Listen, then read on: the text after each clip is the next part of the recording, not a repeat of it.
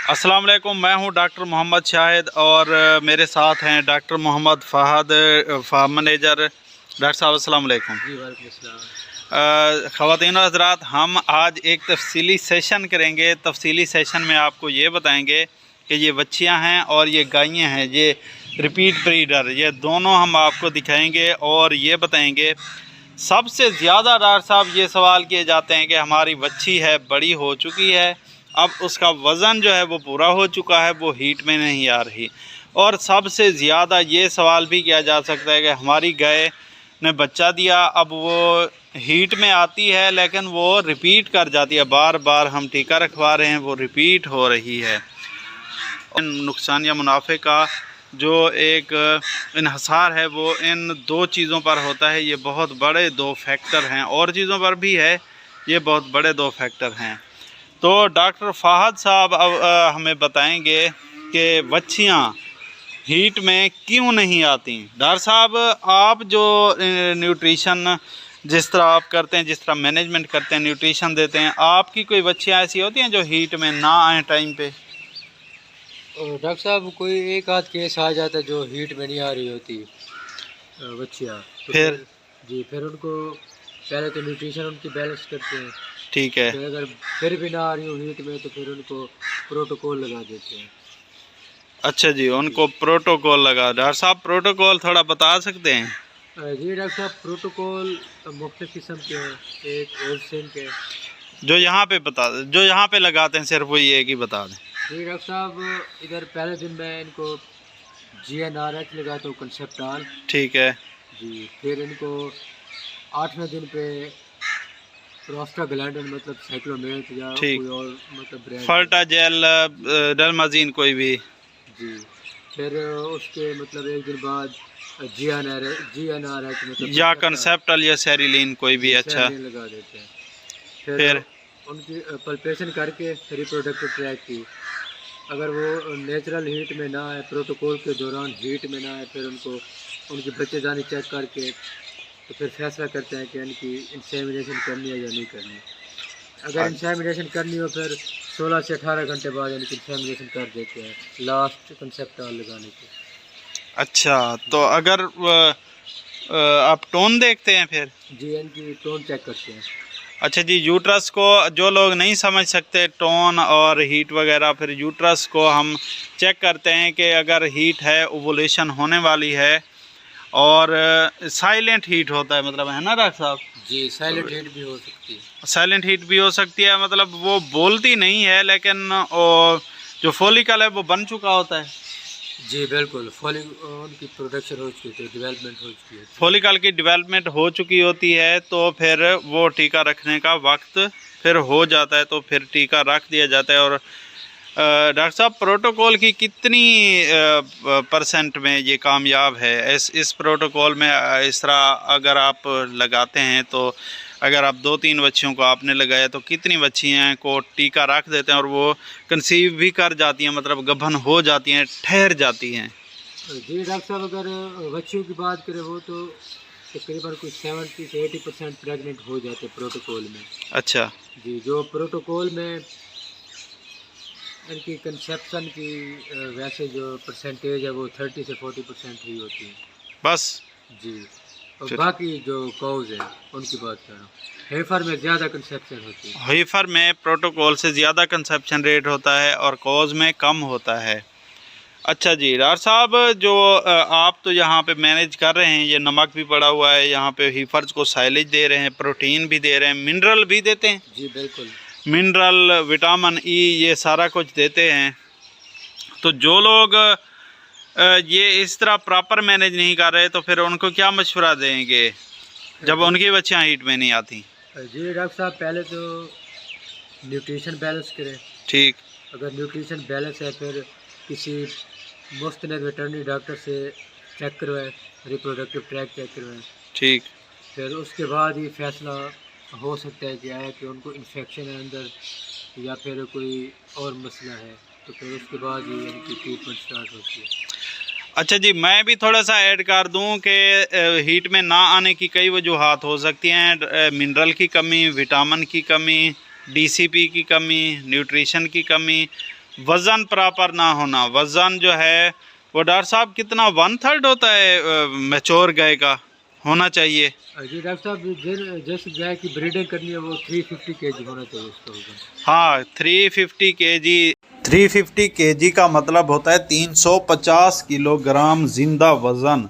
यानी अगर आप अपनी गाय को कंडे पे या वेट बैलेंस पे चढ़ा दें तो वो ज़िंदा वज़न 350 किलोग्राम होना चाहिए, आसपास तकरीबन होना चाहिए। और ये वज़न ही होता है जो कि ब्रीडिंग के लिए या टीका रखवाने के लिए बच्ची को तैयार करता है। उम्र का कुछ नहीं होता, उम्र चाहे 4 साल भी हो जाए, अगर वज़न पूरा नहीं हुआ तो फिर आपकी बच्ची जो है टीका रखवाने के काबिल नहीं है। तो अगर आपकी न्यूट्रिशन ठीक है, सारा कुछ ठीक है, आप समझते हैं हमने सब कुछ ठीक किया है, तो फिर भी आपकी बच्ची ईद में नहीं आ रही तो किसी मुस्तनद वेटरनरी डॉक्टर को चेक करवाएं। वो चेक करेंगे कि इसकी ओवरी साइक्लिक है या नॉन साइक्लिक है, ओवरी पर सीएल मौजूद है या फोलिकल मौजूद है, तो उस बेस पे वो फिर प्रोटोकॉल लगाएंगे। अगला सेशन है जी, हम ये अब बताते हैं डॉक्टर फाद साहब ये बताएंगे यहाँ पे किस तरह। अच्छा डॉक्टर साहब, एक और बात रह गई है, कितने परसेंट आप समझते हैं, आप बच्चियाँ पालते हैं तो कितने परसेंट जो हैं खुद हीट में आती हैं और कितने परसेंट को आप प्रोटोकॉल लगाते हैं? जी डॉक्टर साहब, 80% खुद हीट में आ जाते हैं, बाकी जो 20% बचते हैं तो फिर हम प्रोटोकॉल लगा देते हैं।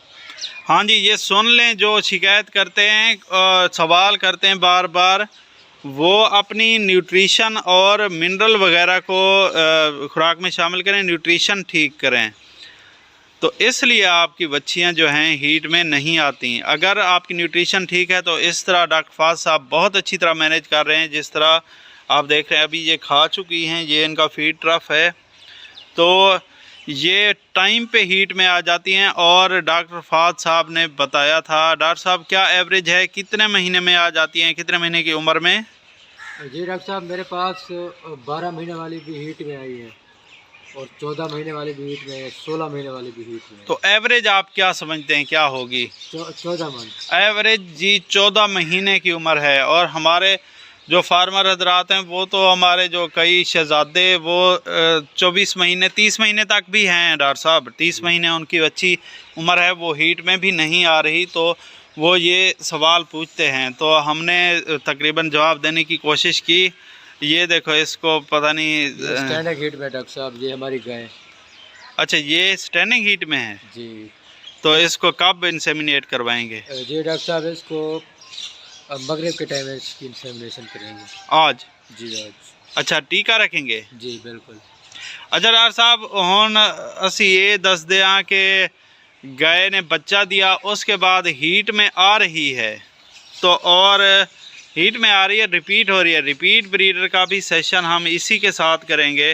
तो इधर चलते हैं, आपकी कोई हैं डॉक्टर साहब रिपीट ब्रीडर? जी डॉक्टर साहब, 1-2 थी, अब अल्हम्दुलिल्लाह वो कवर हो गई है। अच्छा डॉक्टर साहब, क्या वजूहात होती हैं फिर रिपीट ब्रीडिंग की वजूहात, और इलाज क्या करते हैं यहाँ पे? जी डॉक्टर साहब, रिपीट ब्रीडिंग का जो मेन इशू है ना, अगर वो है न्यूट्रिशन डेफिशिएंसी। ठीक है। न्यूट्रिशन का बैलेंस ना होना। अच्छा जी, जिसकी वजह से एनिमल रिपीट कर जाते हैं। तो न्यूट्रिशन में फिर मुख्तलिफ चीज़ें आ जाती हैं, जिसमें टॉक्सिन वगैरह, यूरिया टॉक्सिसिटी, मिनरल डेफिशिएंसी। तो इनकी वजह से जो फिर या तो हीट में नहीं आती, या फिर अगर हीट में आ जाए तो रिपीट कर जाते हैं। यूरिया टॉक्सिसिटी जो लोग नहीं समझ सकते, मैं बता दूं कि अगर आप अपनी गायों को खल खिलाते हैं तो खल में टॉक्सिन होता है, फंगस होता है, उल्ली होती है, तो इस वजह से नहीं आ सकती। टुकड़े खिलाते हैं तो टुकड़ों में भी ऐसे है ना डॉक्टर साहब, जो बाज़ार में मिलते हैं, जी बिल्कुल। तो टुकड़े जब खिलाते हैं तो बाज़ार से जो टुकड़े मिलते हैं उनमें भी फंगस होती है, उल्ली होती है। इस वजह से भी यानी एक किस्म का जहरीलेपन की वजह से वो रिपीट कर जाती हैं। और तीसरी वजह मिनरल डेफिशिएंसी, मिनरल की कमी। आप दूध बार बार ले रहे हैं लेकिन उनकी मिनरल की कमी को पूरा नहीं कर रहे, वो मिनरल पूरा नहीं दिया जा रहा।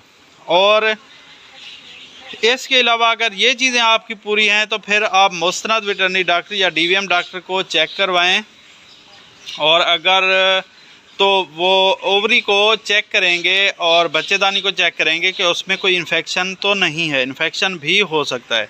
डॉक्टर साहब अगर इन्फेक्शन होता है तो फिर आप क्या इलाज करते हैं? जी डॉक्टर साहब, इन्फेक्शन फिर 3 किस्म के होते हैं, जिसमें एंडोमेट्राइटिस, मेट्राइटिस, पायोमेट्रिया। अच्छा जी, तो फिर ट्रैक को चेक करके फिर फैसला करते हैं कि कौन सा इन्फेक्शन है। हाँ जी, इस हिसाब से इनकी ट्रीटमेंट करते हैं। हाँ जी, इसी हिसाब से ट्रीटमेंट की जाती है। ये डॉक्टर का काम है। फिर डॉक्टर दवाई रखते हैं। डॉक्टर साहब कितनी दफ़ा दवाई रख दो फिर जो रखनी होती है? जी डॉक्टर साहब, वैसे तो मुख्तलिफ हर बंदे के अपना ये एक एक्सपीरियंस है। जी, मैं इधर एक दफ़ा ही इनको ट्रीटमेंट करता हूँ, इंट्रायूट्राइन करता हूँ इनकी, तो फिर एक हीट मिस करके अगली हीट पे इनको इंसेमिनेट कर देता हूँ। हाँ जी, एक इंट्रायूट्राइन दवाई बच्चेदानी में दवाई रख के, इंट्रायूट्राइन का मतलब होता है बच्चेदानी में दवाई रखना। बच्चेदानी में दवाई रखने के बाद एक हीट मिस करवाना बहुत ज़रूरी होता है। और साथ डॉक्टर साहब कोई डल्मा वाइटल या मल्टीविटामिन कोई लगाते हैं? जी डॉक्टर साहब, जहाँ ज़रूरत हो वहाँ डेल्माविटाल, सैलिविट, विटामिन A, D3 ये लगा देते हैं। हाँ जी, ये मल्टीविटामिन भी लगाने चाहिए। विटामिन ई जो है वो भी रिप्रोडक्शन के लिए या इनके अमले तौलीद के सिस्टम के लिए बहुत ज़रूरी होता है। और डॉक्टर साहब, आप अगर ये सारी चीज़ें ठीक हो गई फिर भी वो रिपीट कर रही है तो फिर आप क्या करेंगे? कोई प्रोटोकॉल लगाते हैं? जी डॉक्टर साहब, अगर फिर भी रिपीट कर जाते हैं तो फिर प्रोटोकॉल इनको लगा देते हैं। और जैसे हम कंसेप्टाल इसलिए यूज़ करते हैं ताकि जब कंसेप्शन हो तो प्रोजेस्टेरॉन का लेवल मेंटेन हो जाए। हाँ जी, रिपीट ना करें। अच्छा, तो कंसेप्टाल से प्रोजेस्टेरॉन का लेवल बेहतर रहता है? जी, बेहतर हो जाएगा, बूस्ट होता है उससे। अच्छा, चांस बढ़ जाता है कंसेप्शन का। अच्छा, कंसेप्शन के चांस बढ़ जाते हैं। तो फिर क्या ये GnRH जो होता है कंसेप्टल में वो ओवुलेशन भी करवाता है? ओवुलेशन भी टाइम पे हो जाती है? हाँ जी, ओवुलेशन भी टाइम पे हो जाती है। ये कुछ चीज़ें हमने रिपीट ब्रीडिंग के लिहाज से हवाले से कवर करने की कोशिश की है। इंतहाई बेसिक मालूमात हमने दोनों ने कोशिश की कि समझ आ जाए आप लोगों को, क्योंकि सबसे ज़्यादा यही सवाल किए जाते हैं। सबसे ज़्यादा हमारे फार्मर्स का इशू भी यही है, और सबसे ज़्यादा लॉस की वजूहात भी रिपीट ब्रीडिंग और एसाइक्लिक एनिमल्स, यानी जो जानवर हीट में नहीं आते। और हम भी सबसे ज़्यादा वीडियोस इन्हीं चीज़ों पे बना चुके हैं।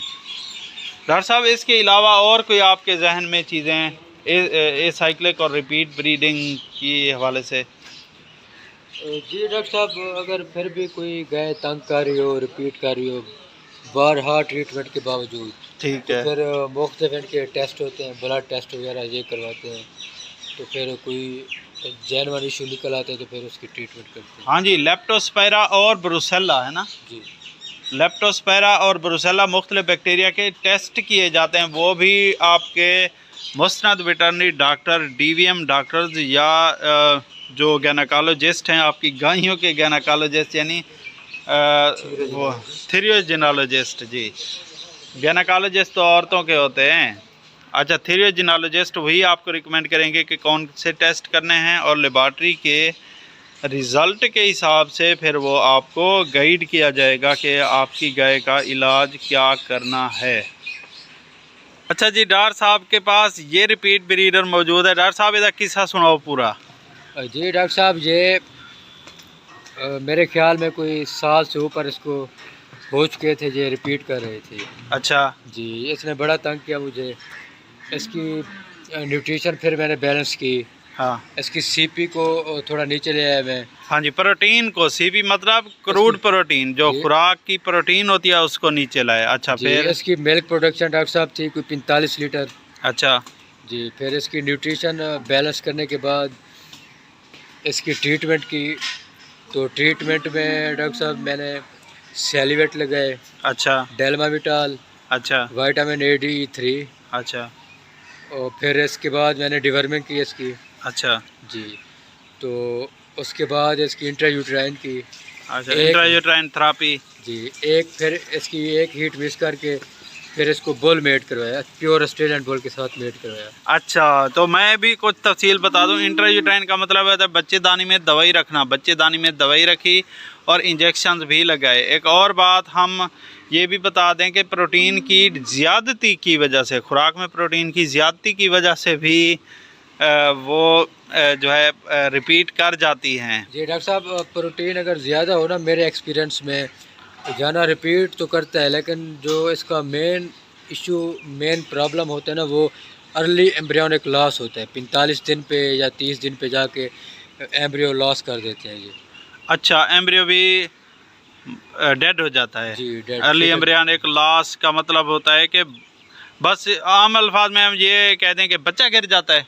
जी बच्चा 45 दिन के हमल से पहले पहले बच्चा गिर जाता है प्रोटीन की ज़्यादती की वजह से। इसलिए न्यूट्रिशन को बैलेंस रखना है। ज़रूरी नहीं कि आपने प्रोटीन बस दबनी है, आपने ज़्यादा भी नहीं देनी और कम भी नहीं देनी। इसलिए बेहतर है कि न्यूट्रिशनिस्ट से फार्मूला बनवाया जाए, अगर न्यूट्रिशनिस्ट नहीं है।